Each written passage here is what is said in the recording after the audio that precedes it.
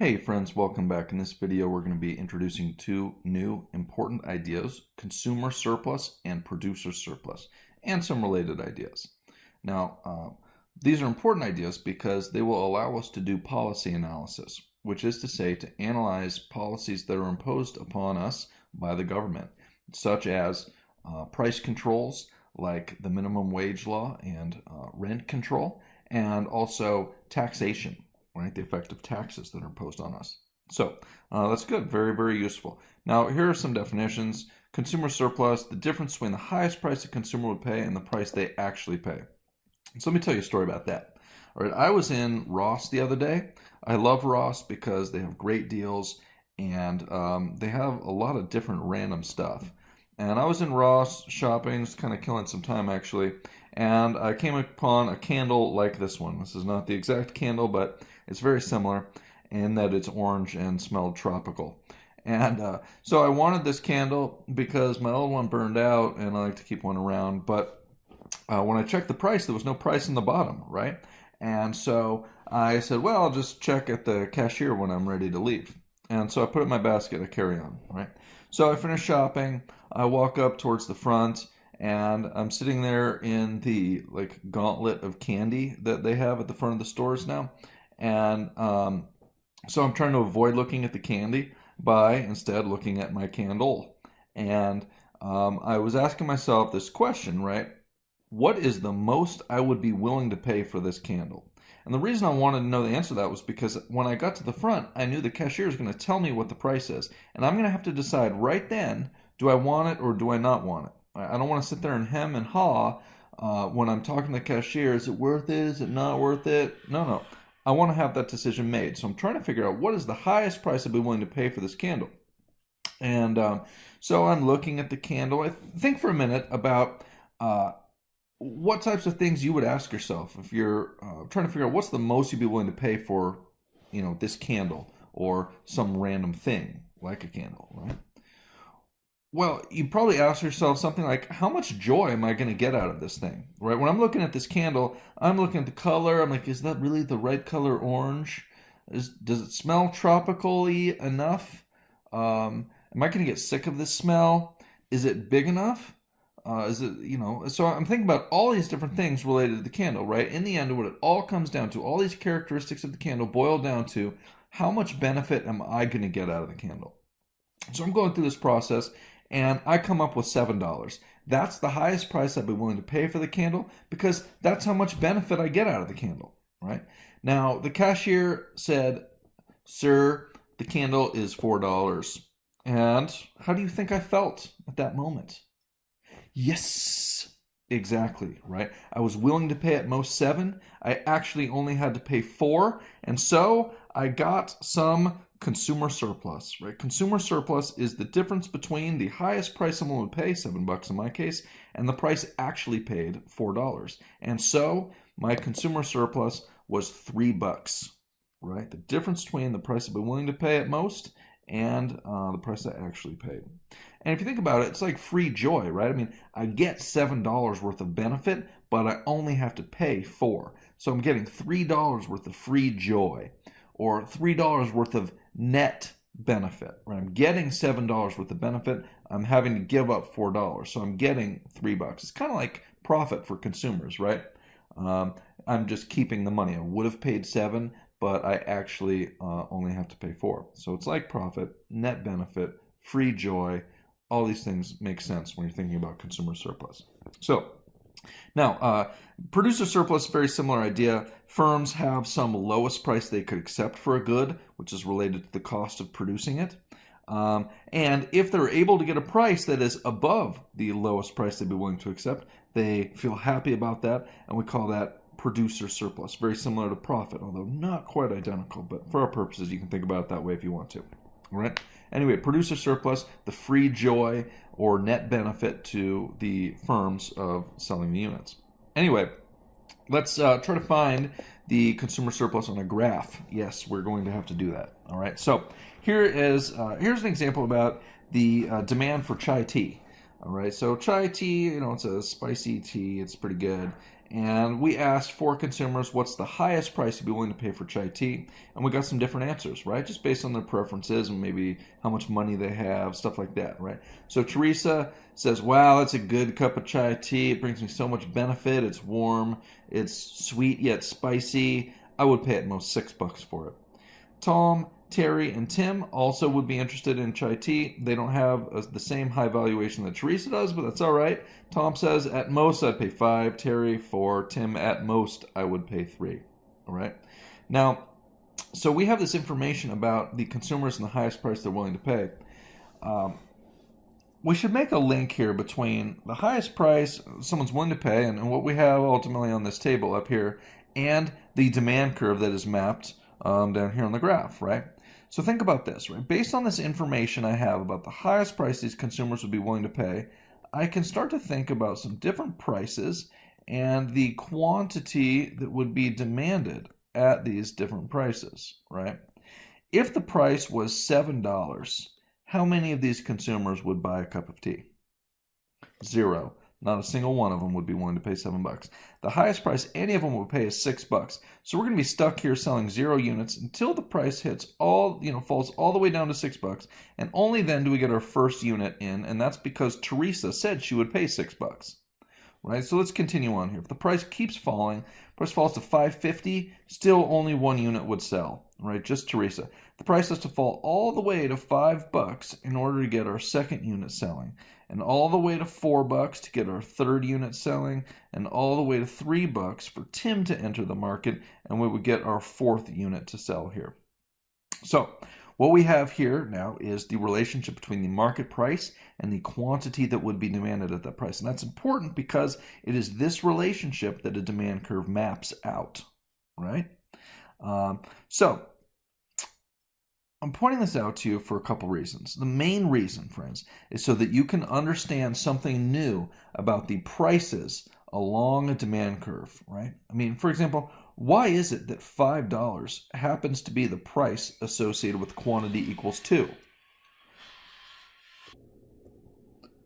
$5 is the price because someone said at most they'd be willing to pay that. So anytime you look at the price associated with a given quantity along the demand curve, you can interpret it in that way, right? For example, this price of $3 associated with quantity equals 4 will tell you that for the fourth unit, the highest price someone will pay is $3. That's a really important interpretation of those prices along the demand curve because the highest price someone would pay is a critical component of consumer surplus. Consumer surplus is the difference between the highest price someone would pay, which we now know is given to us by the price along the demand curve, and the price they actually pay. So that's why this matters. Now, so here we have a demand curve. I know this looks a little bit funny, but here I'll try to draw it out for you so you can see the steps. Now we know that when the price is $7, 0 units are demanded. So that's like up here somewhere. $7, 0 units. Here is the point along the demand curve. Now we know we're stuck at 0 units until the price falls to 6. So here we are stuck at quantity equals 0, right? Here's 0 at the origin. Quantity equals 0 until the price hits 6. Now once the price does finally hit 6, we're no longer here at 0. We jump over here to quantity equals 1. And there we will be stuck, right? So we're going to sell 1 unit if the price is $6, and anything between 5 and 6, we're still stuck at 1. The price has to get all the way down to 5 before Tom enters the market, and we jump over and are able to sell our second unit. And then we're stuck here selling only 2 units until the price hits 4, and at that point, Terry enters the market, and we will sell our third unit. And then we're selling only 3 until the price falls all the way to $3, at which point Tim enters the market and we sell our fourth unit. And that, friends, is our demand curve. So, this is all good stuff. You've now learned new interpretations for the prices along the demand curve. They will tell us for the unit they are associated with what the highest price a consumer would pay is, and also, therefore, the amount of benefit they get out of the unit, right? Marginal benefit is the additional benefit to a consumer from consuming 1 more unit of a good or service. And the prices along the demand curve will tell us that, right? This point right here on the demand curve, associated with the first unit, $6, tells us that for the first unit, the highest price someone would pay is $6, and for the first unit, the amount of benefit that it generates to consumers is $6, right? Because that's how consumers figure out the highest price they've been willing to pay. They think about, well, how much benefit am I going to get out of this thing? That's how I came up with $7 for the candle, right? I'm looking at the pretty color orange. I'm sniffing the tropical scent without trying to look like too big of a freak inside of Ross. Anyway, I'm trying to figure out how much am I willing to pay for this thing. Anywho, friends, on to consumer surplus. Now, consumer surplus is the difference between the highest price someone would pay and the price they actually pay. So Teresa was willing to pay at most $6 for this first unit, right? Apparently, the price of tea is only $3.50. So if she would be willing to pay at most $6, she only pays $3.50.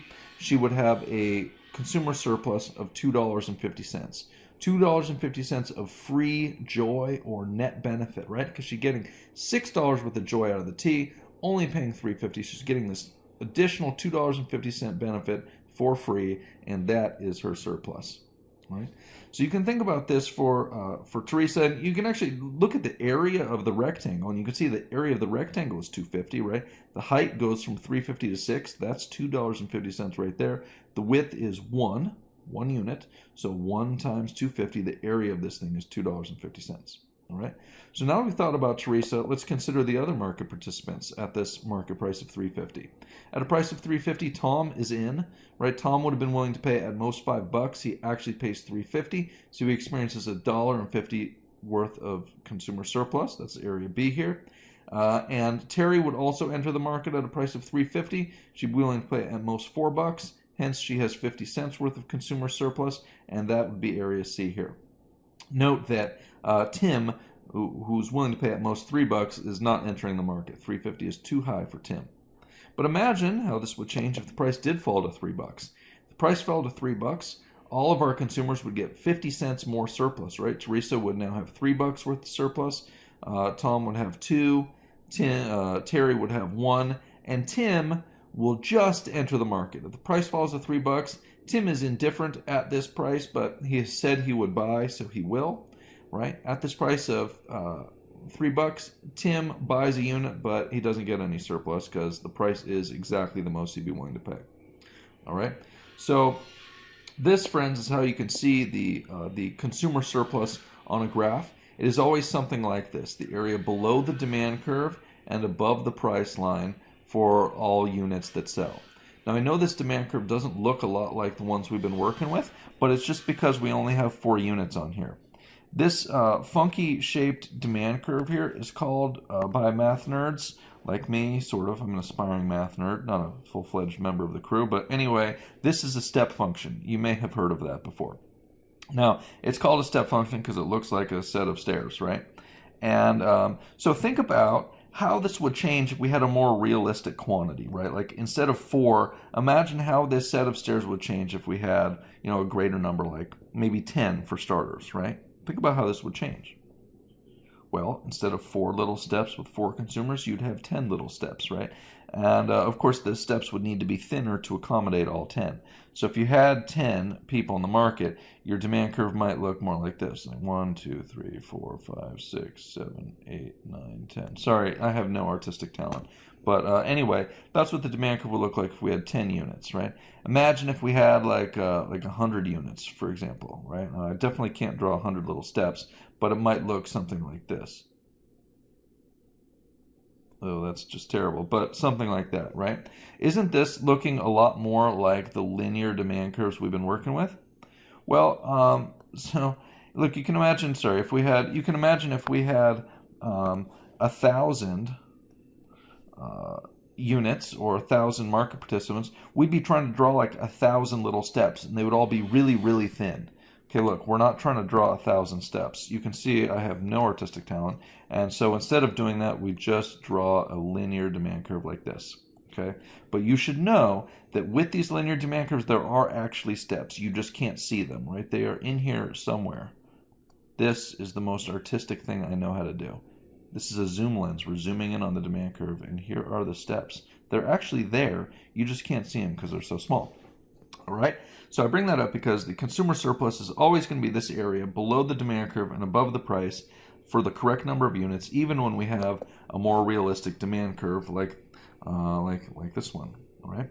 So here it is, the consumer surplus below the demand curve, above the price, and for the right number of units. Apparently at this price of $2 we're assuming here, we would get 15,000 cups sold, and so here is the consumer surplus.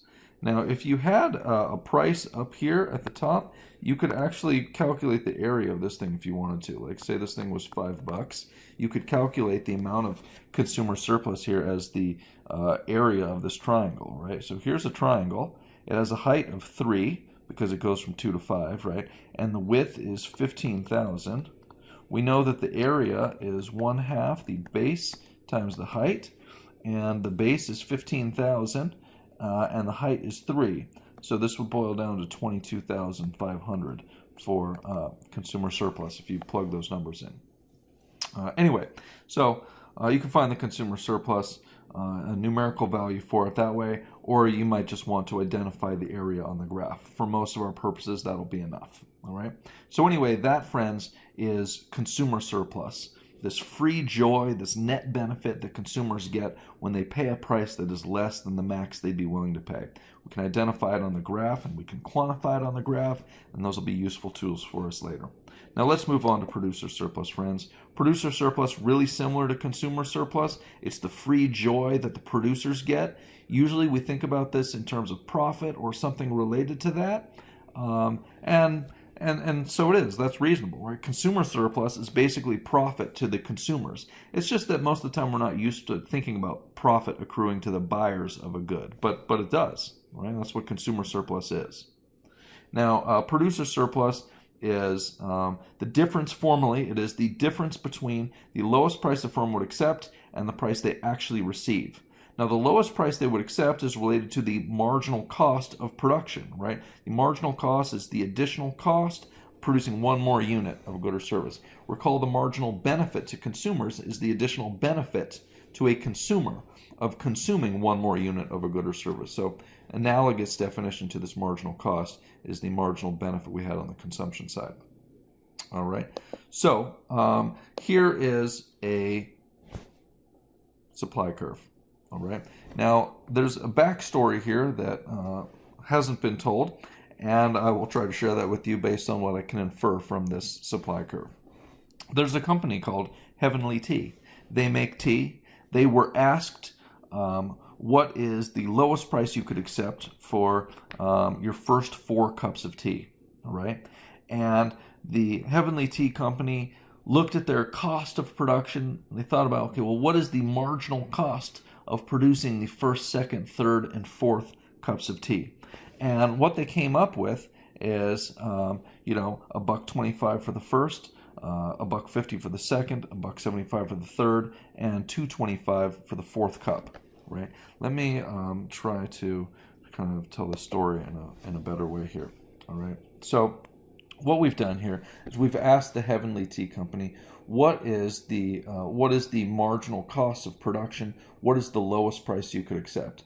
And so they're looking at these quantities, and so we have quantity 1, 2, 3, and 4, and they have told us the lowest price. Sorry, my handwriting is as bad as my artistic ability. Lowest price willing to accept. Aren't you glad you're taking this class with me online instead of having to read this garbage in the classroom? Anyway, and so we said, what is the lowest price to be willing to accept? And they came up with, let's see, $1.25, $1.50, $1.75, and $2.25. Okay, so $1.25, $1.50, $1.75, and $2.25. So based on the marginal costs, and that's what these numbers also reflect, right? The marginal cost. We got the answers from the Heavenly Tea Company about the lowest price they'd be willing to accept. Now, based on this information, we can think about the market price and the quantity that would be supplied at these prices. Sorry, I'm trying to think and draw at the same time, and I struggle. So this would be, sorry, the quantity supplied. Okay, so if the price was, say, $1, how many units would the Heavenly Tea Company be willing to produce? 0, right? The lowest price they could accept is $1.25 for the first unit. So if the price was $1, they're not selling us anything. If the price is $1.24, they're still selling us 0. The price has to get all the way up to $1.25 for the first unit to be supplied, and then the price would have to rise all the way up to $1.50 to get a second unit supplied. Now, if the price is $1.50, how do you think Heavenly Tea Company's feeling about selling us that first cup at $1.50? Well, pretty good, right? Because they were willing to accept $1.25. So if they're actually selling it to us for $1.50, they're feeling good about that, and they're enjoying some producer surplus. On that first cup, they'd be getting 25 cents worth of consumer surplus if they can sell it for a price of $1.50, right? And so on, right? What if the price was $1.75? Only when the price hits $1.75 do we get our third unit. If the price is $1.74, you would still only have 2, right? And finally, the price have to get all the way up to $2.25 for us to get our fourth unit supplied. Okay? Now, friends, this thing right here, this is a supply schedule that we can plot and create a supply curve, right? So here is our market model diagram, if you will, and here's the quantity supplied.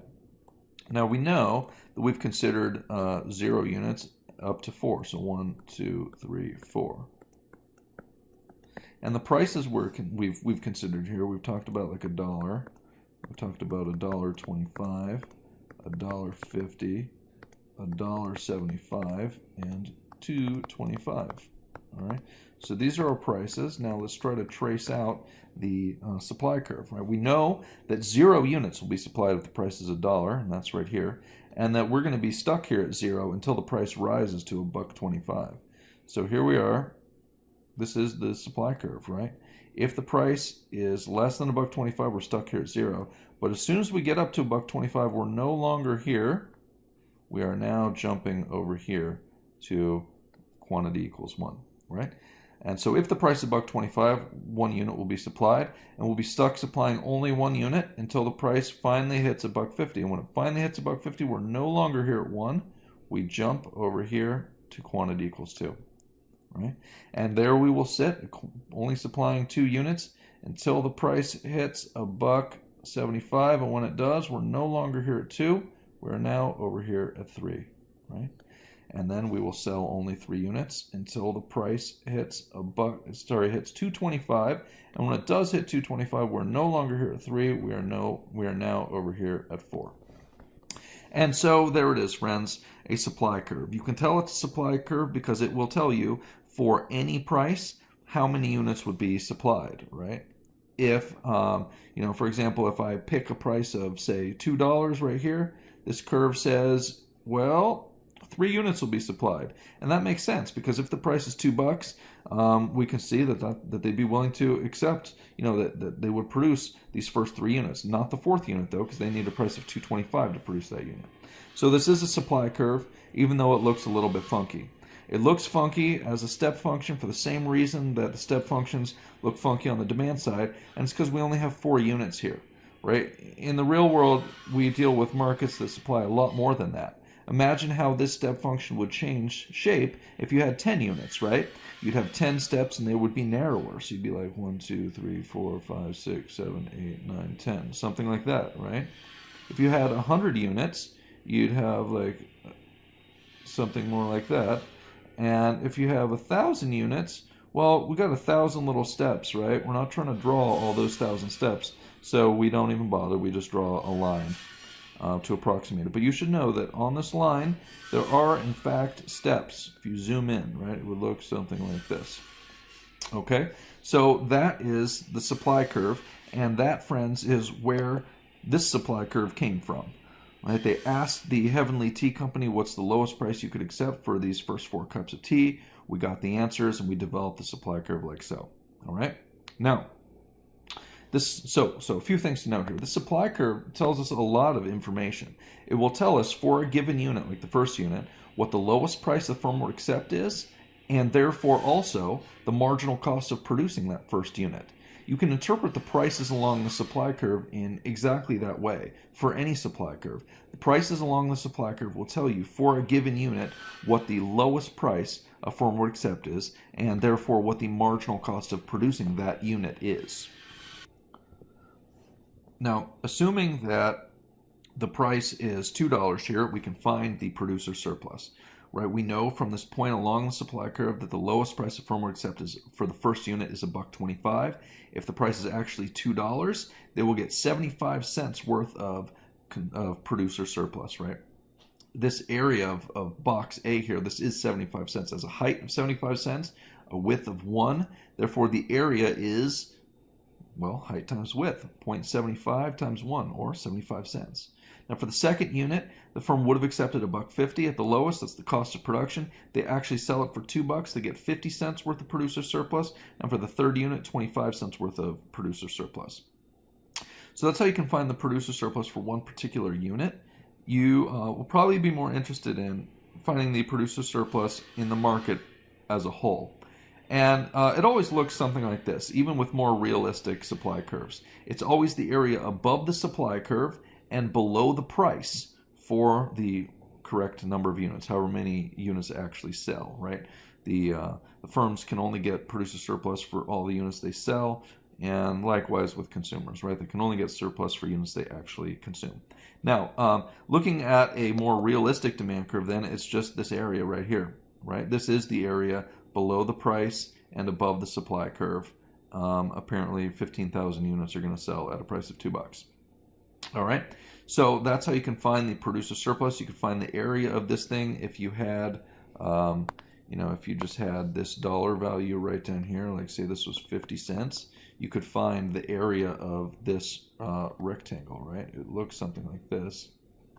The height would be $1.50 because we go from $2 to 50 cents, right? The width here is 15,000, and the area of this thing is 1/2 base times height, right? So I can't really do that one in my head, or can I? I'm gonna go with 22,500. Okay, so anyway, that would be the producer surplus here. So that's good. Hope that makes some sense to you. Friends, back in chapter 1, we compared centrally planned economies to market economies, and we basically said that market economies are more likely to be efficient.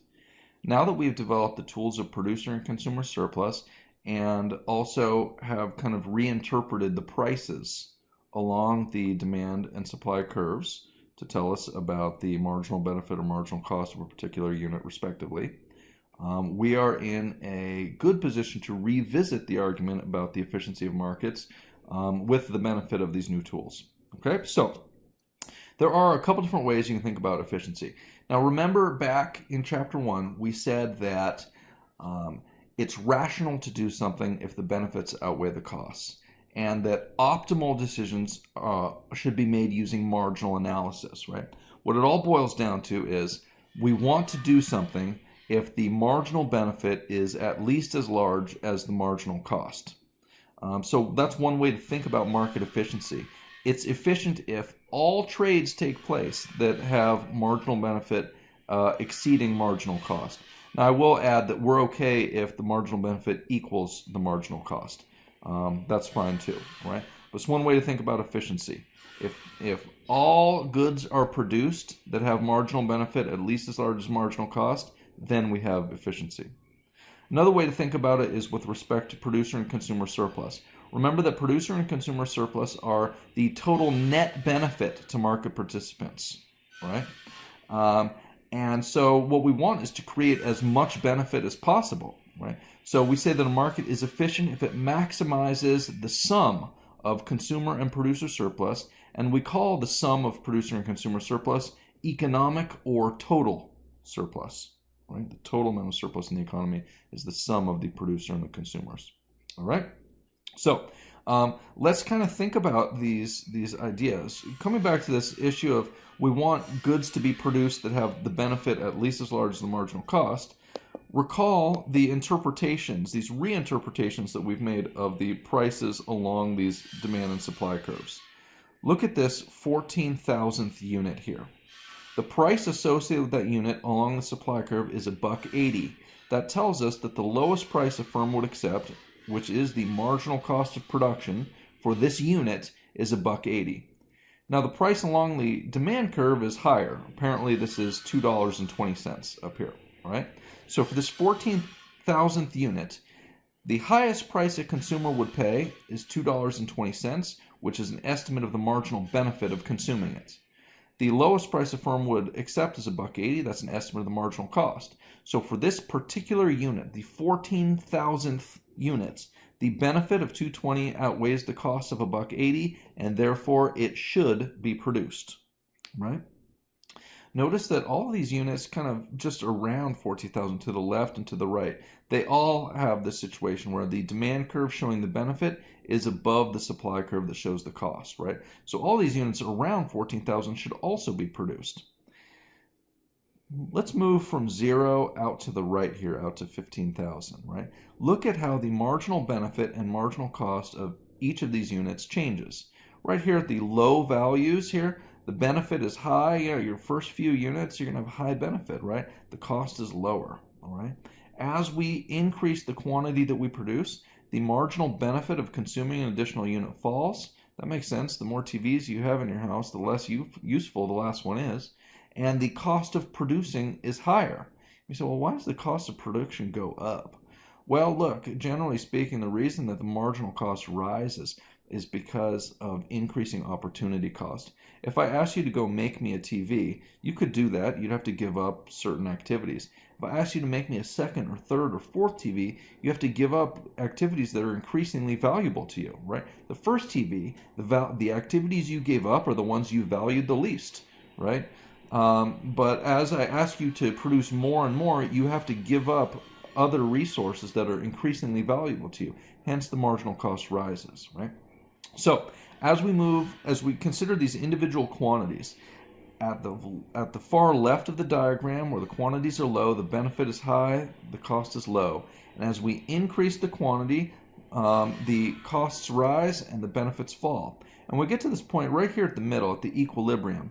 Now, at this equilibrium, recall that the price is the same. The price is $2 here, and that price is the same on both the demand and supply curves for this 15,000th unit.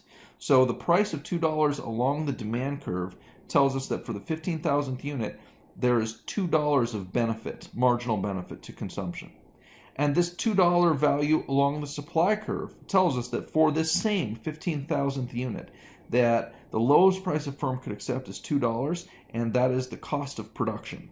So for this 15,000th unit, the equilibrium quantity, the marginal benefit equals the marginal cost. To the left of that, the benefit exceeds the cost. To the right of that, the cost exceeds the benefit, right? Because the supply curve showing the cost is above the demand curve that shows the benefit, right? So 15,000 actually is the efficient quantity because it gets us all these units that we want over here that have benefit exceeding cost. And it doesn't give us any of these units to the right here that have cost exceeding benefit.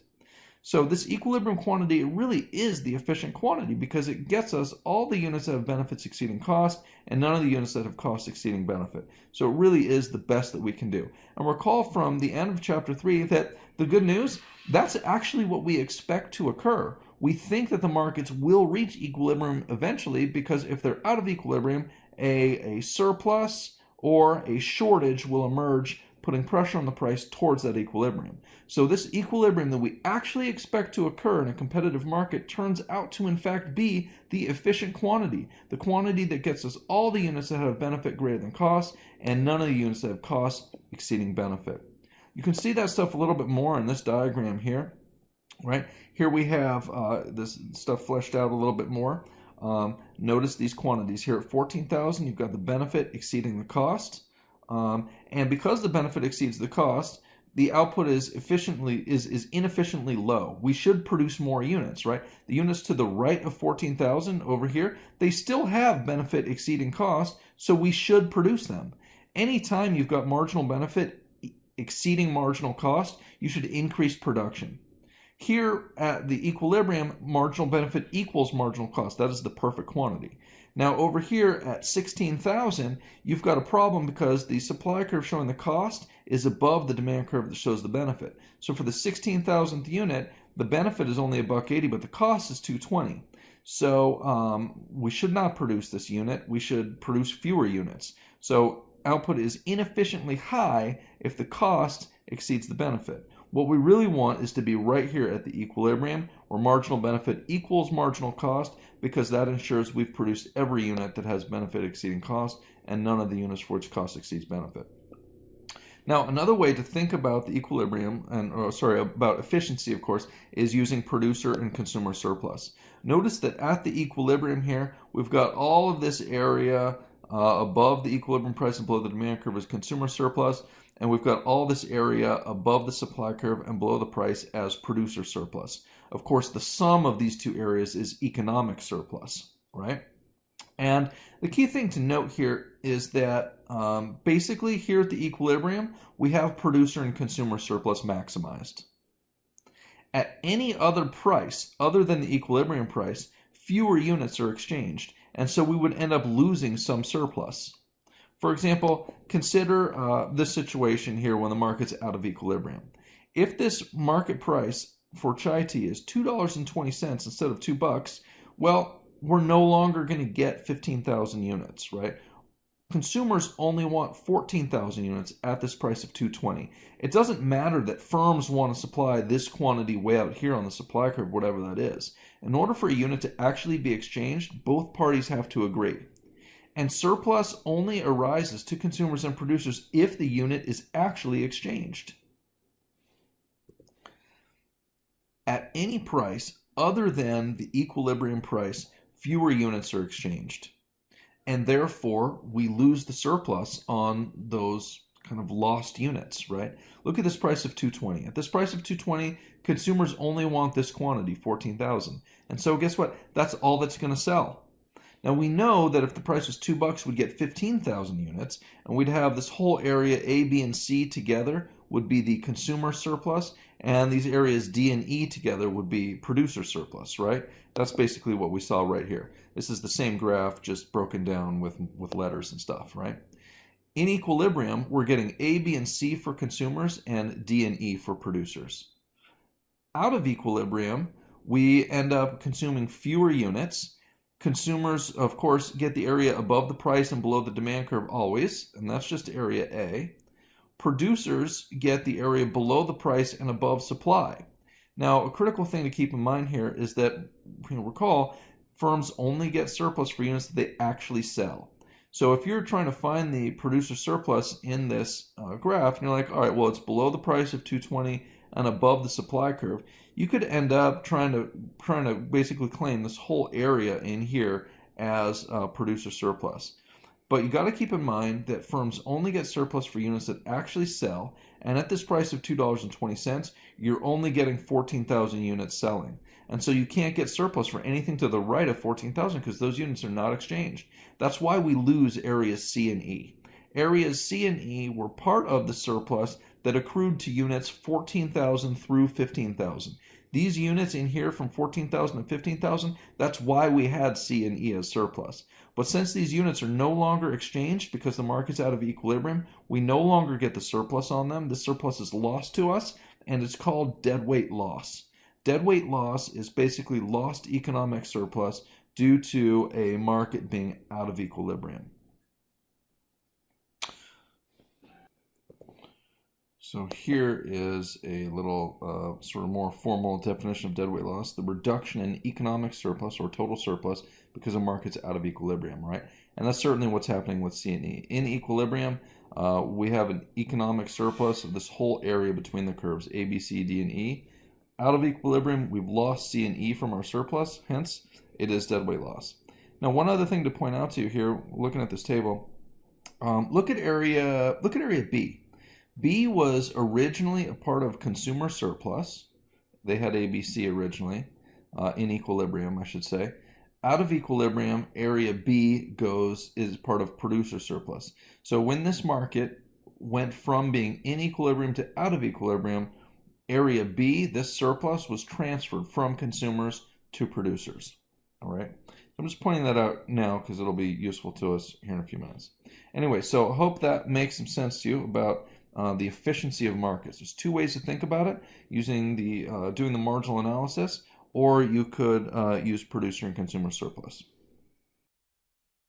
So now that we've learned the basics of producer and consumer surplus and had a chance to think about economic efficiency, we can turn our attention to some policies that our government uses in certain situations. We'll talk about price controls and the effect of taxation. Now, there are two types of price controls. They're called price ceilings and price floors.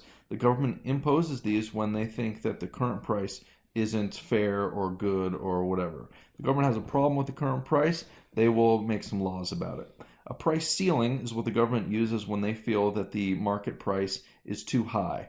The government looks at the market price, says that's too high. We're going to tell you the maximum that you can charge and that you can exchange the good or service for, and that's the price ceiling. An example of that is like rent control. In some cities, the governments prevent landlords from raising the rent by more than a certain amount per year. Sounds good if you're a renter at first, but you'll see when we look at the analysis that it's really not that clear. So price ceilings are these maximum prices that firms, or in that case landlords, are allowed to charge for a good. A price floor is when the government thinks the going price in the market is too low. They look at that price, they say, that's too low, we're going to tell you what the lowest price you can sell it for, and that's the price floor.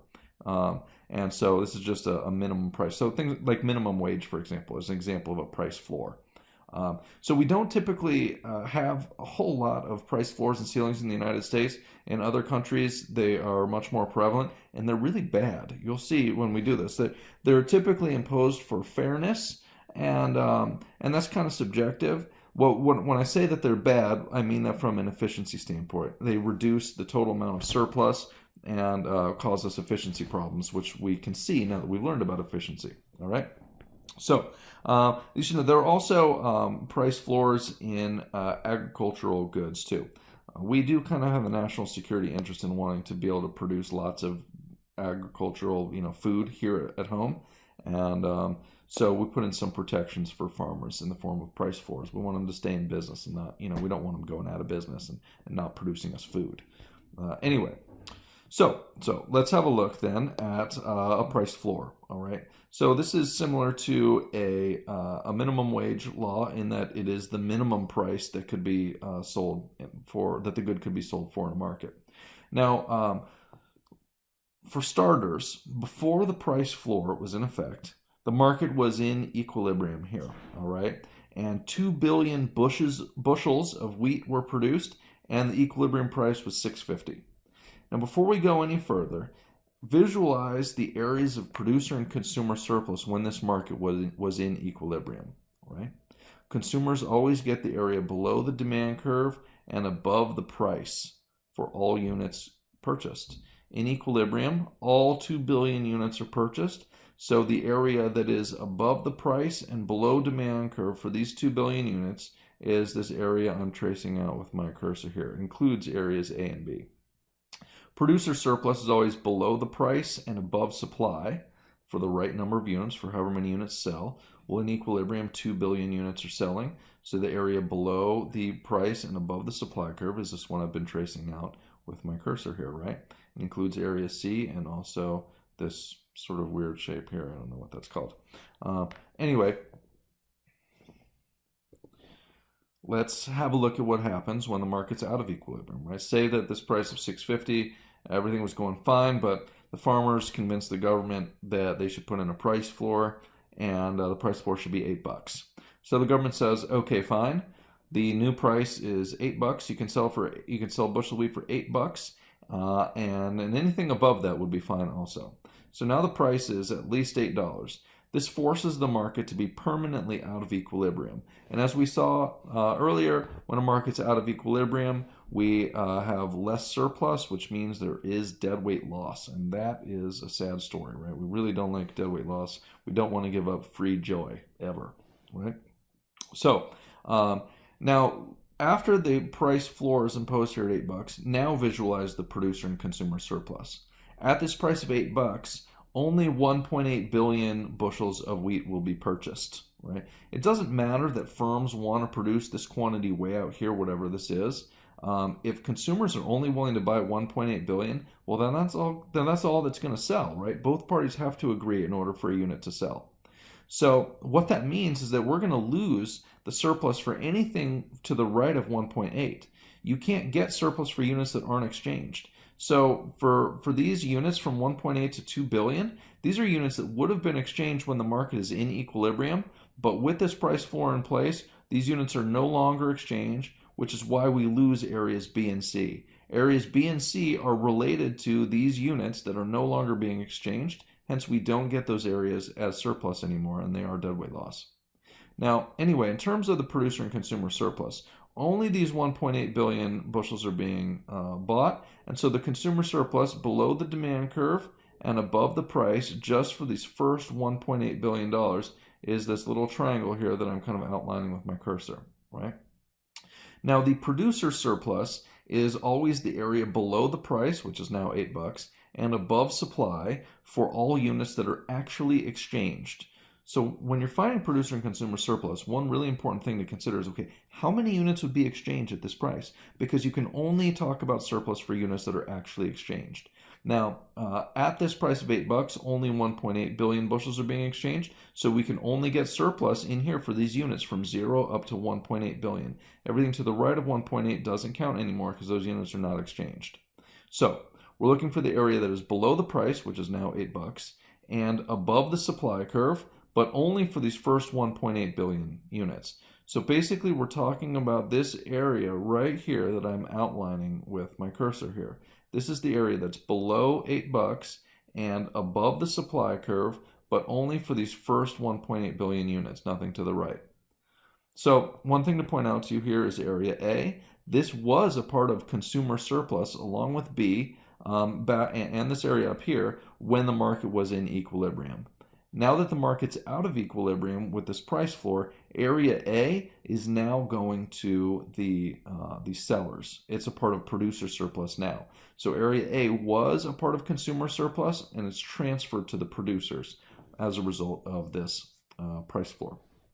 All right, so I hope that makes some sense to you. We've got this reduction in quantity being exchanged as a result of the price floor, creating the deadweight loss, and we've got a welfare transfer here. So that's basically the story here. Here's a little bit more detail on it.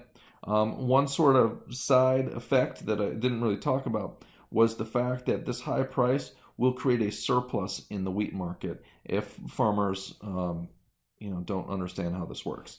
When you raise the price, fewer units are going to be demanded. So instead of 2 billion demanded before, now consumers only want 1.8 billion. Now the law of supply says that when the price rises, the quantity supplied will increase. And it will, all else equal.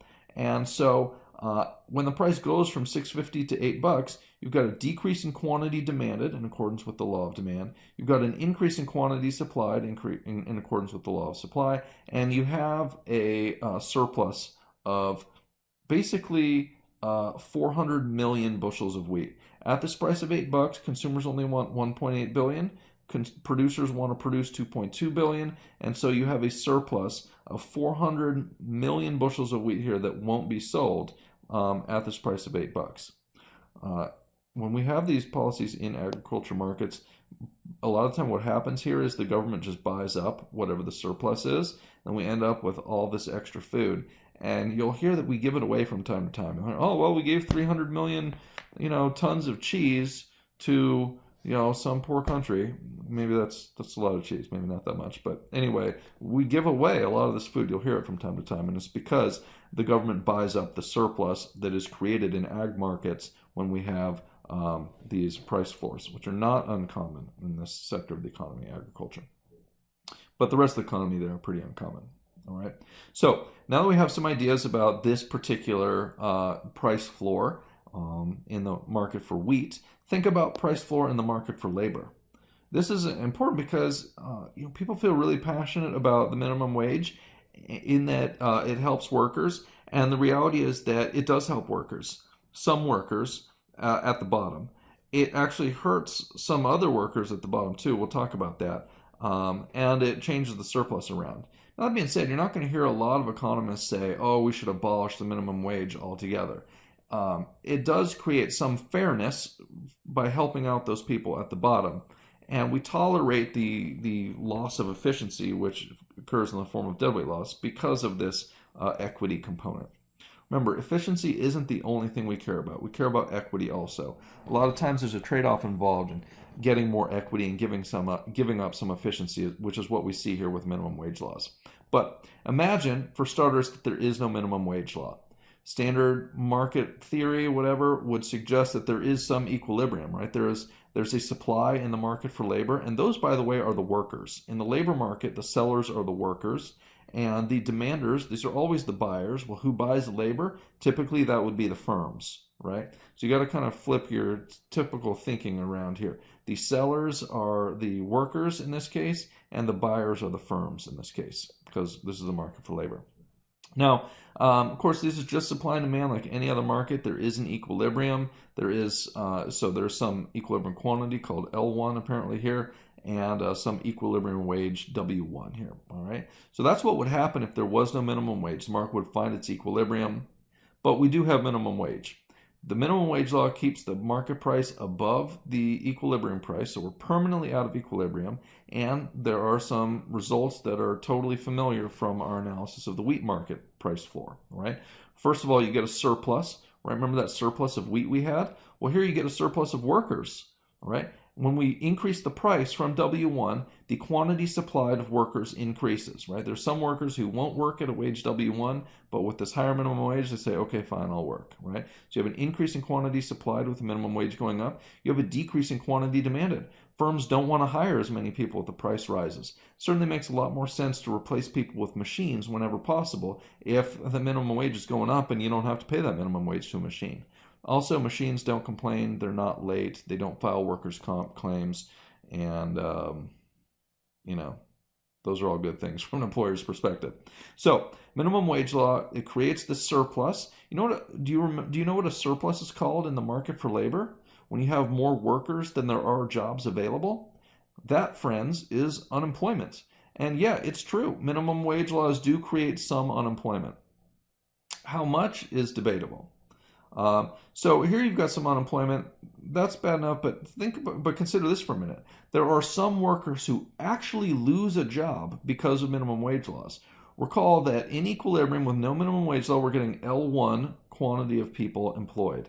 With the minimum wage law, the quantity demanded decreases, and now you get fewer units exchanged. Well, the units in this case are workers getting jobs. Instead of L1, now you've got L2. So you can see that these workers in here, between L1 and L2, these people actually lose their job because of the minimum wage law. So tell those people that minimum wage laws are good for low-wage workers. They're good for some, the people who are able to keep their job, but for others, it's bad for them. So, it's not like minimum wage, oh, it's all good for workers. It's good for a lot of workers. It's very bad for some workers, though. So that's a little bit of the story. And you can see also this area right in here that I'm kind of tracing out with my cursor. This area is surplus that used to go to consumers. And remember, those are the buyers, and those are the firms. Firms used to get this area as part of their consumer surplus. And after the price floor is in effect, this area is now part of producer surplus, right? Producers always get the area below the price and above supply for the right number of units, and that's up to L2. So producer surplus would basically be this area in here, and now it includes this piece. So this piece right in here was a part of consumer surplus. Now it's transferred to producers as a result of this price floor, right? Very similar to what we saw in the market for wheat, right? Okay, here's another place where price floors or price controls are imposed. In this case, it's a price ceiling. in the form of rent control. So what this is the market for rentals. Here's an equilibrium where the price is $2,500 for an apartment, and there would be 2 million apartments rented at this price.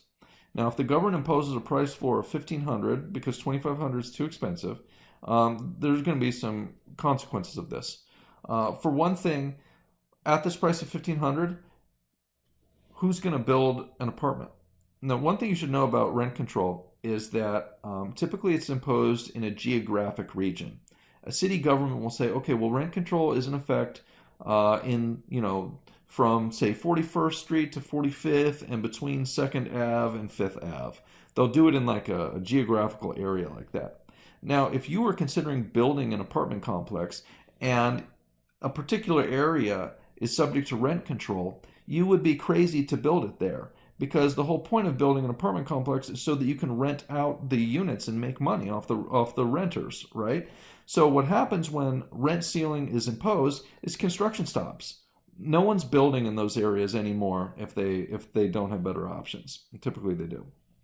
What you'll see is that the quantity supplied decreases. That makes sense? That's just the law of supply, friends. When the price falls from $2,500 down to this maximum allowed by the government of $1,500, the quantity supplied decreases. But also the quantity demanded increases with the law of demand. Price falls, people want more. And those two things together create this shortage. Right? At this price of $1,500, only 1.9 million apartments are going to be supplied.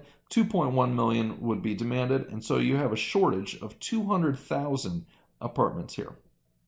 All right, so that's that's bad. People need places to live, but the rent control specifically, it actually eliminates, if you will, 100,000 apartments. In equilibrium, there would have been 200,000. Out of equilibrium with this price ceiling, there are 1.9 million. So we're actually losing 100,000 as a result of this particular policy. Maybe those are units that wouldn't be produced that otherwise would be. Okay, so here is a little bit more with some letters. Oh, that's good. You can see the deadweight loss. Well, that comes because we used to have 2 million being exchanged, and now with the price floor, we only have 1.9 million, right? So we lose the surplus on these units in here, and that would be B and C. These are the units that used to be, rented out, but are now probably not being produced at all. So we've got deadweight loss, and then you've got area A. Area A, back in equilibrium, was a part of the producer's surplus. They got this whole area that I'm outlining with my cursor here. After the price ceiling, the rent control, they're only getting this little area right here, below the price and above supply for the right number of units, right? Well, with the rent ceiling, we're only getting 1.9 million units, so below the price and above supply, that would just be this area. So think about area A here. Areas A and C were both part of producer surplus originally. Producers lose area C, that's deadweight loss, and they also lose area A, but that part goes to consumers, or renters in this case, right? Consumer surplus is always the area below the demand curve and above the price, and so since there's only 1.9 million being exchanged here, it would the total consumer surplus after the the rent ceiling is imposed is this sort of weird shaped guy here, which includes area A. Area A used to be a part of producer surplus. Now it's with the consumer, so it was just straight up transferred from the landlords to the renters in this case. So deadweight loss, welfare transfer, creation of a shortage. That's the typical effect of of rent control, price ceiling. All right. So in general, these markets create an environment where people who are willing to break the law have an opportunity to do so, right? Think about for a minute this market here, right? This is the market for rent control. Sorry, the market for apartments. Originally, the rent control price here is $1,500. Now, if there's 1.9 million apartments rented out, what is the highest price consumers would actually pay for these 1.9 million? Well, I don't know, but it's given to us by this point right up here on the demand curve. This tells us that consumers would pay a much higher price for these 1.9 million. Maybe this is up here at 3,000 or 3,500 or something. And so what this creates is an environment where, look, if a landlord is willing to break the law, they can sell this apartment, an apartment that they used to be able to rent out for only $2,500. Now they can rent out for this high price, $3,500 or $3,000 or whatever. So the rent control here can actually benefit people who are willing to break the law.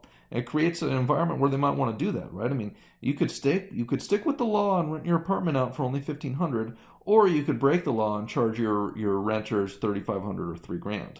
Well, those are your possibilities. If you're willing to break the law, these price controls really create an environment where that type of behavior is rewarding. So this situation is called a black market. Basically, a black market is a market where people sell items at prices that violate these price controls, these price floors and price ceilings. There are other ways to get around it.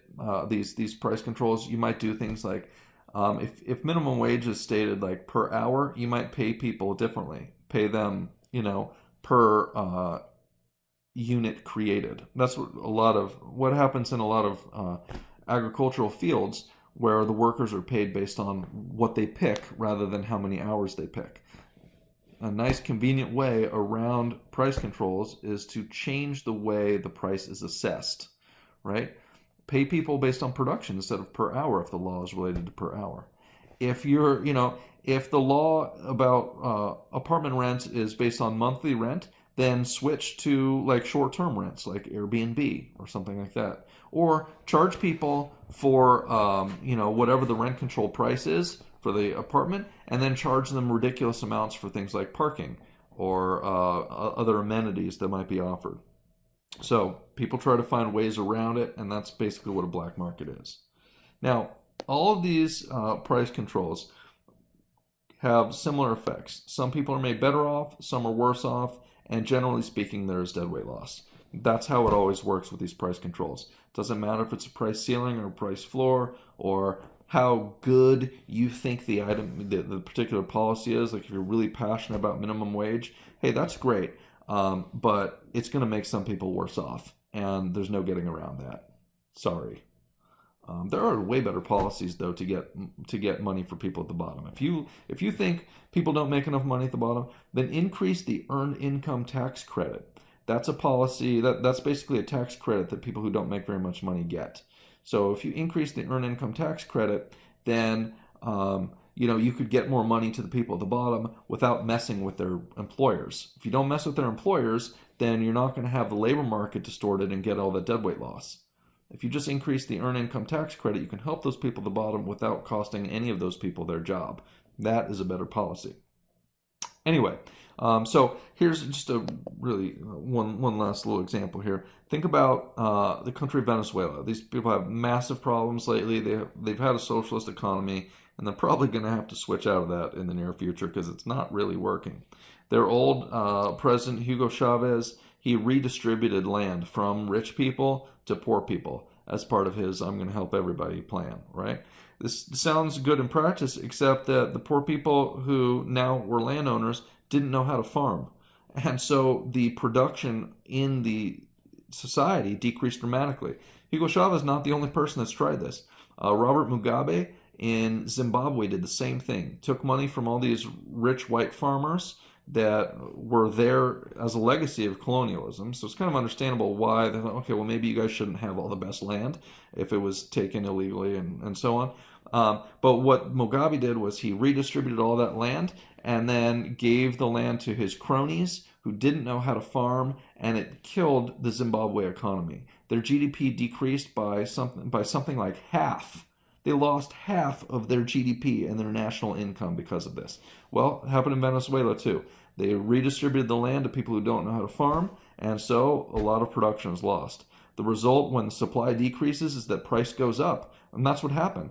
There's a big increase in food prices, and the citizens asked their government for help, and they said, sure, we'll help you. We put in price controls. Now the price won't be high anymore. See? Well, that didn't work out very well. Here's a diagram, all right? This is the market for what is this? Cornmeal, right? Okay. So originally markets in equilibrium. This is, by the way, so this equilibrium here, this is after the land redistribution. So prices were high, 975 bolivars, that's what a BS is. It's a bolivar, that's the Venezuelan currency. 975 bolivars for, a certain amount of this cornmeal. People didn't like it. They went to the government and said, hey, you got to help us out. 975 is too much. The government said, you're right, it is too much. The most people can sell it for is 190. Now, at this price of 190, there are way fewer farmers that are able to produce cornmeal and at least make their money back, right? So they lose a lot of production because at this low price, farmers can't cover their costs. And so you have this you have another decrease in the availability. Now, the other thing that happens too is with the lower price, more people want cornmeal. So you have this big shortage, but you actually have a reduction in the total amount produced. And that's a bigger problem, right? Because the land redistribution resulted in a lower amount produced anyway, a big decrease in the supply curve. But now you're monkeying with the price and you're restricting supply even more, or the quantity supplied even more. So at this price of of 190 bolivars, only this quantity Q1 is produced. Now think about the black market operators in Venezuela. At this price, at Q1, they could sell at a price of 190, or what is the highest price consumers would be willing to pay for Q1? What is the highest price black market sellers could get for Q1 cornmeal if they were willing to cheat the laws imposed by the Venezuelan government? Well, this price right up here turns out is 3,500 bolivars. So the black market participants the black market sellers were really the ones who benefited from this policy, right? They imposed this rent control, or this price ceiling on cornmeal at 190. And the black market sellers were like, yes, that is awesome for me. I will sell at 3,500. And so they're the ones that really benefited. It's just kind of made the situation worse. All right. So these price controls, typically, if there are problems that you want to address with price controls, it's probably a better policy to achieve whatever your desired outcome is. So anyway, that's price controls. It's mostly an ugly story. In that we have this reduction in surplus and therefore efficiency. Why do we do this? Well, friends, it's because typically these price controls get us some equity. As a society, we've made the decision. It's worth giving up some efficiency if we can get more equity. And that's what the story is with the minimum wage. We know, economists have known for years that minimum wage laws create unemployment. And we keep doing it anyway because they also create some equity for the folks at the bottom. And as a society, we've decided that's worth it. You, of course, are welcome to your own opinion on that. Okay, now that we've looked at the effect of price floors and ceilings, which are not really that common, we can turn our attention to the effect of taxes, which is super common. Almost every market in our economy is taxed. Now, there are a lot of different types of taxes. We're going to focus on per unit taxes. Like there's a 36-cent per gallon gas tax. Half of that's from the federal government, half of it's from the state. Also, things like cigarettes are taxed per pack, and there are other things that are taxed this way too. The other types of tax assessments other than per unit are common, but they're a little bit more complicated to model, and so you can save those for a future class if you'd like. Anyway, so let's have a look at the effect of a tax on the market for cigarettes. Now, we have imposed, in this example here, a $1 per pack tax on cigarettes. Now, typically, we impose the tax on the sellers of the item because it's a lot easier to collect money from them. Can you imagine how hard it would be to collect $1 per pack of cigarettes if we said, well, the purchasers of cigarettes need to send us $1 every time they buy a pack? That's not going to get us any tax revenue, right? So we say, okay, the sellers, every pack they sell, they have to give us $1. The reason we assess it on the sellers, we already know who they are. They're already filling out tax paperwork. It's a much more reliable source of tax revenue. So we tax the sellers, and what that does is it increases their costs, right? Recall that the points along the supply curve tell us for a given unit what the cost of production was. So for example, say we have like the 17th unit here, and the price along the demand curve was $4. All right. Now, what this point tells us is that $4 is the lowest price firms would accept for the 17th unit, and that $4 is the cost of producing the 17th unit. If we impose a $1 per pack tax, then the cost of producing and selling cigarettes rises by $1. So instead of accepting $4, they would have to get $5, right? And this is true no matter what unit you're talking about, whether it's the 17th unit or whether it's like the 80th unit out here. Originally, the firm would be willing to accept this price. Well, now with $1 tax, they have to get $1 more. So essentially what happens here is this whole supply curve shifts up by the tax amount to reflect the fact that the cost of producing has risen by that tax amount. This is the same thing as a leftward shift. It's just that we have basically changed the perspective on the curves, right? You'd probably be more comfortable with a leftward shift like this for a tax on the firms. But it's really no different than an upward shift. The only thing that has really changed is kind of how I draw these lines, right? In this first picture, I've drawn them so they're kind of parallel to the XY axis down here to the quantity axis, and that's what makes it look like a decrease in quantity.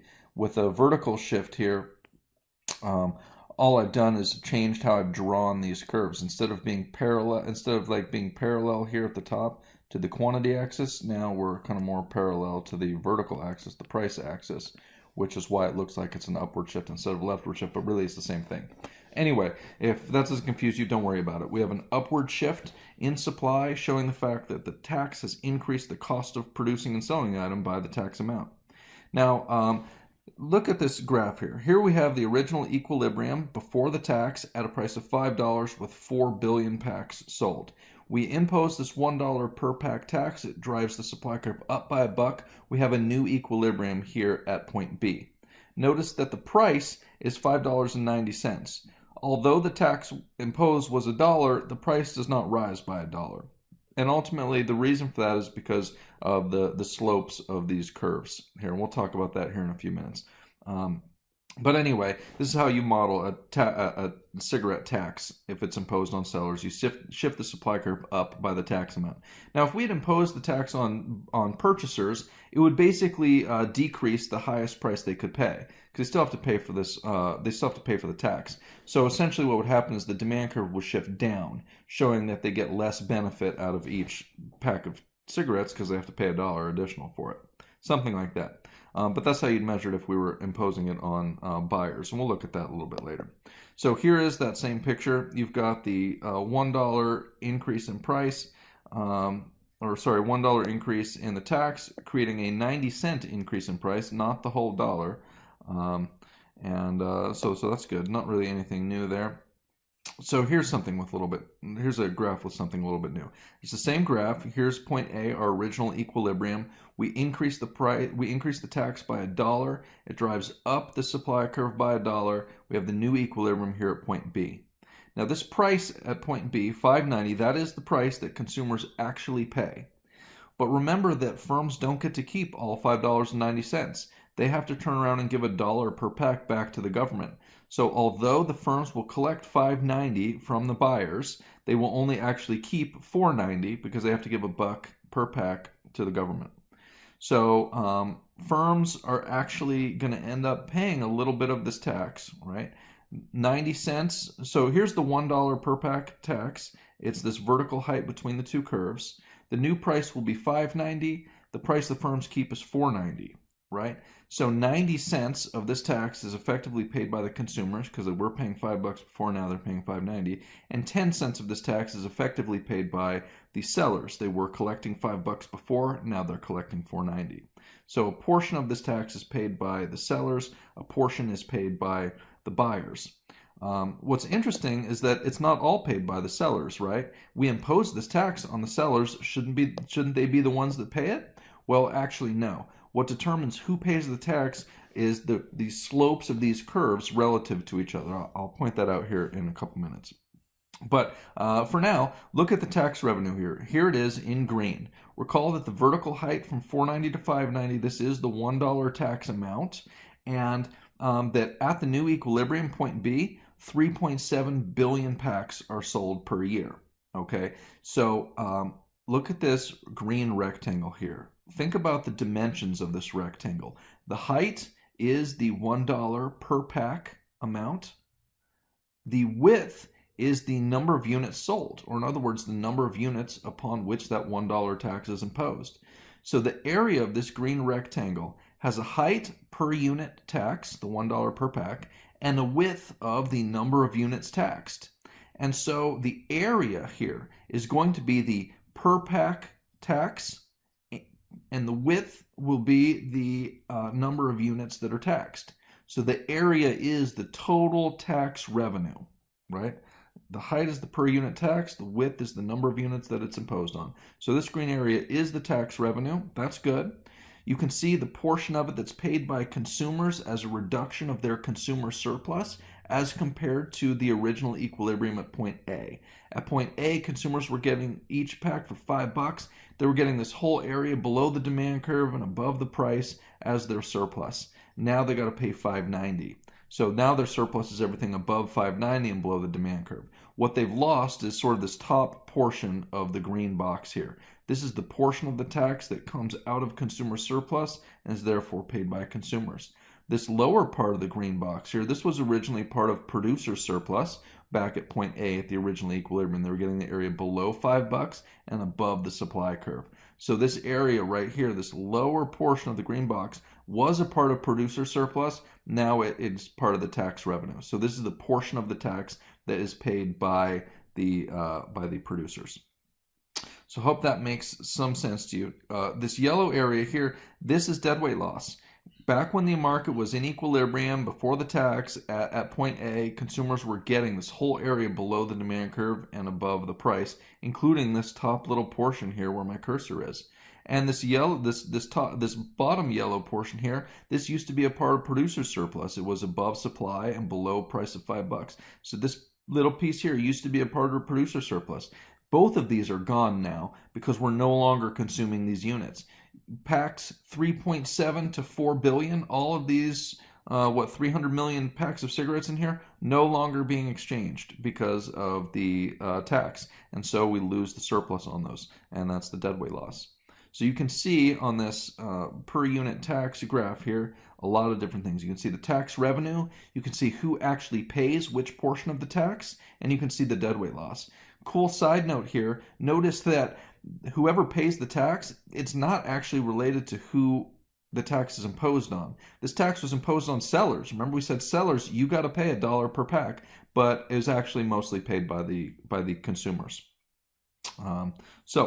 Here's another example. I know these are kind of hard to work with, so here's another example. This is a gas tax. Same deal. We impose a tax on gas, and we typically use that money to fund roads. That makes sense because people that buy gas are the ones that use the roads. We should charge them for the roads, right? So we put a tax on gas per gallon, right? And so it shifts the supply curve up by the tax amount. Here it is. This is a 10-cent tax. We have a vertical height here between these two supply curves of 10 cents. You can see by looking at this 140th unit here. On the original supply curve, the price is $2.48. On the higher supply curve, the price is $2.58. So you can see that the supply curve is 10 cents above the old supply curve, and that's because it was a 10-cent tax imposed on sellers. However, notice that here we have tax revenue. The new equilibrium is up here at a price of $2.58.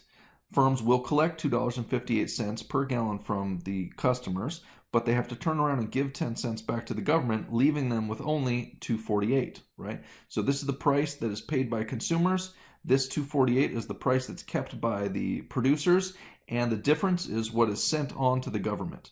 This vertical height between the two curves is the per gallon tax amount of 10 cents. There are, at this new equilibrium here for $2.58, there's 140 billion gallons of gasoline sold. And so look at this rectangle right here, this rectangle I'm outlining here.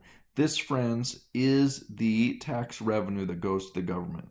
The vertical height from $2.48 to $2.58, this is the 10 cent per gallon tax amount. The width is 140 billion gallons, and that's basically every gallon that is going to be taxed. So the dimensions of this box I'm outlining here are the per unit tax and the number of units taxed. And so the area of this rectangle is the product of the dimensions, right? The product of the dimensions per unit taxed times number of units taxed will equal tax revenue. You can see that a portion of it, 8 cents per gallon, is paid by the consumers, and 2 cents per gallon is paid by the producers. And of course, you have deadweight loss over here again, right? Same stuff. So let's see here. Now, this notion about who's actually paying the tax is called the tax incidence. The important thing to note about tax incidence is who pays the tax is not whoever is required to under the law. What determines the tax incidence is the relative slopes of these curves. Here's another look at the tax pay if the tax on gas was imposed on the buyers instead. Now, when the buyers could have paid $2.58 per gallon, now they can only pay $2.48 per gallon because they got to give 10 cents to the government. This graph looks really similar to the one we were just looking at when we imposed the tax on the sellers, at least in terms of the tax revenue box here, right? Look at this tax revenue box here. You have the same exact stuff as when the tax was imposed on sellers, right? It goes from 248 to 258, and the width is this 140 million, right? Exact same stuff here. It goes from 258 to 248, the width is 140 million. The tax revenue box is exactly the same.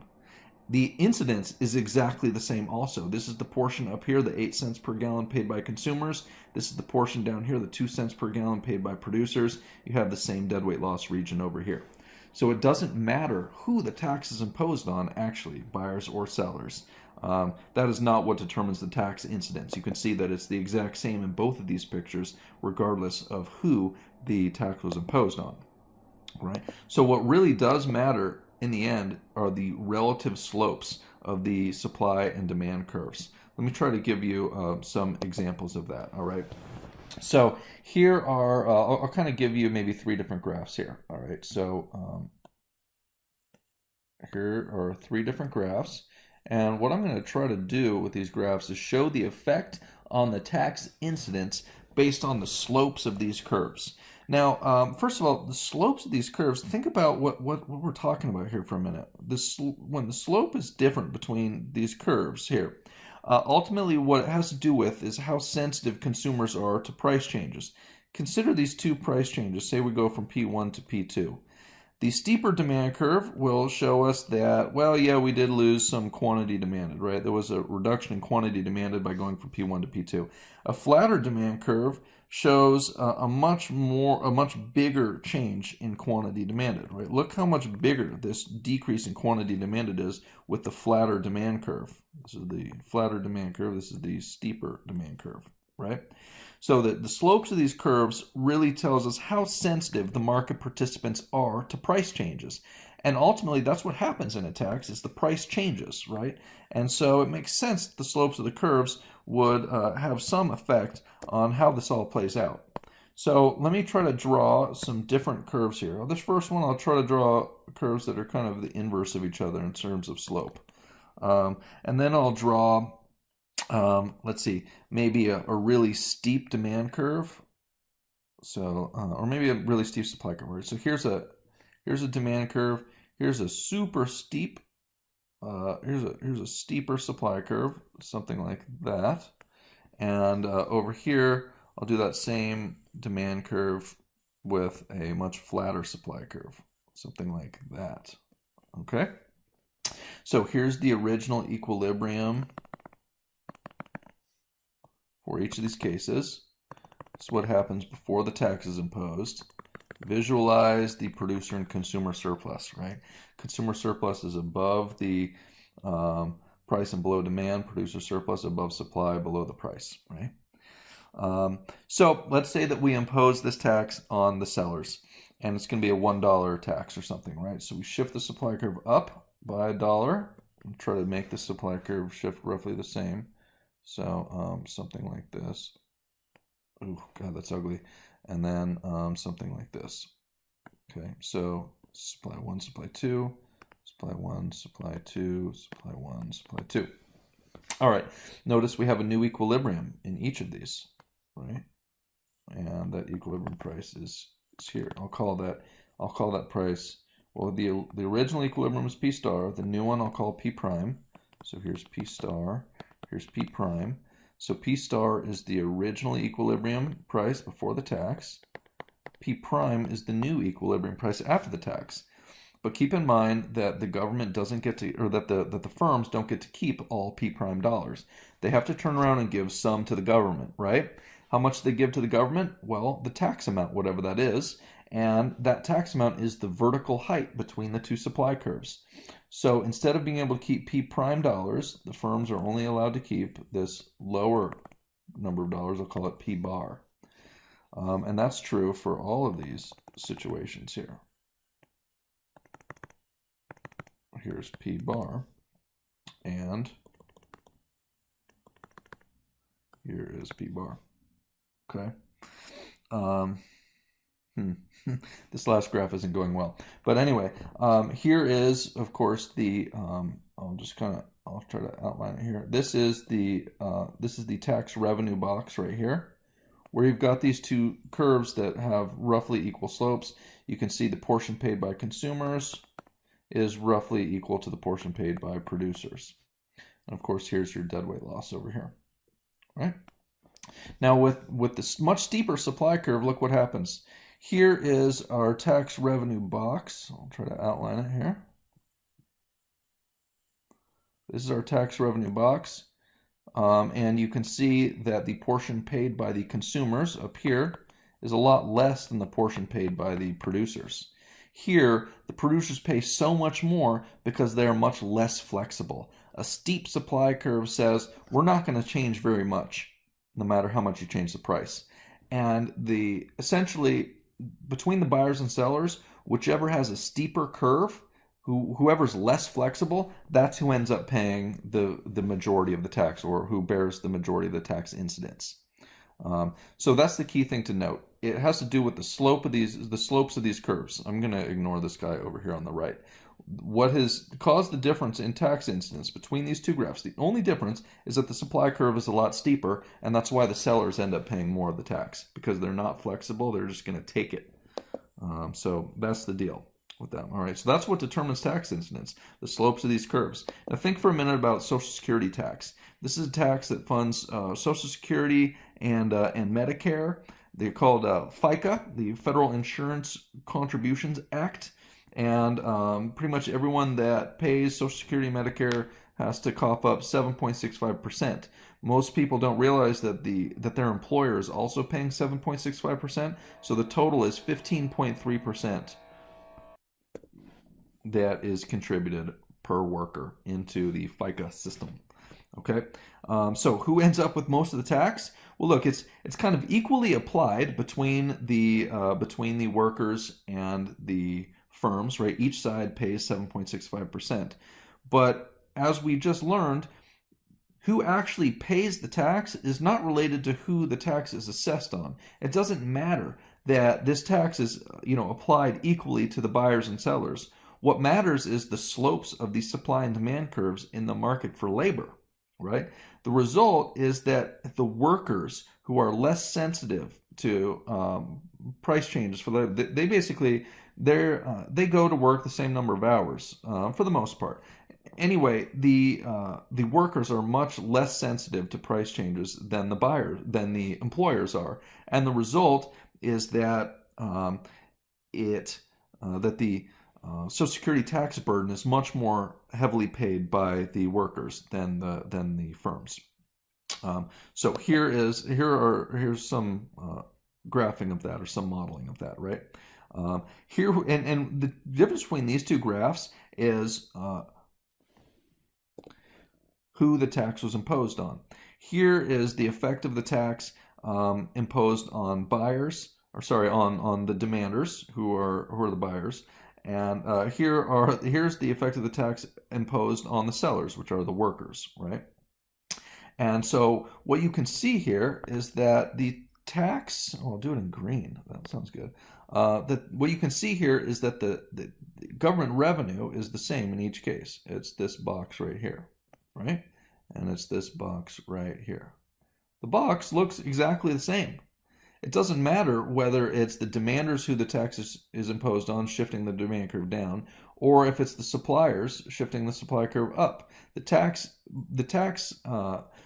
revenue is exactly the same, and so is the tax incidence. You can see here who pays what portion of the tax. The upper portion is always the part paid by the consumers. The lower portion is paid by the sellers. You can see that these boxes look exactly the same. And also you can see the deadweight loss in here, right? Ooh, I'm botching that, but whatever. There's the deadweight loss. It's right in that region. Sorry, it's not really a rectangle. I don't know why I got a fat pen out of that one. Probably because I picked the fat pen option. If you want to laugh at me for my technical skills, please feel free. I deserve it. Oh man, I laughed under my breath at a lot of professors in my day watching them struggle with like an overhead projector or something. So I certainly deserve it. Anyway, the point here is the producers pay a lot more of the tax. And the producers in this market are the workers. In the market for labor, the people selling the labor are the workers. And so you can see that most of the tax is borne by the sellers of the labor, and that would be the workers. All right. So I hope this stuff makes sense to you. You're able to break down the effect of a tax now, point out who actually pays the tax, identify the deadweight loss. You can look at you can analyze the effect of price floors and ceilings, and do all kinds of good stuff with the tools we've developed in this section. So I hope it's helpful to you, friends. I will see you in the worksheet video.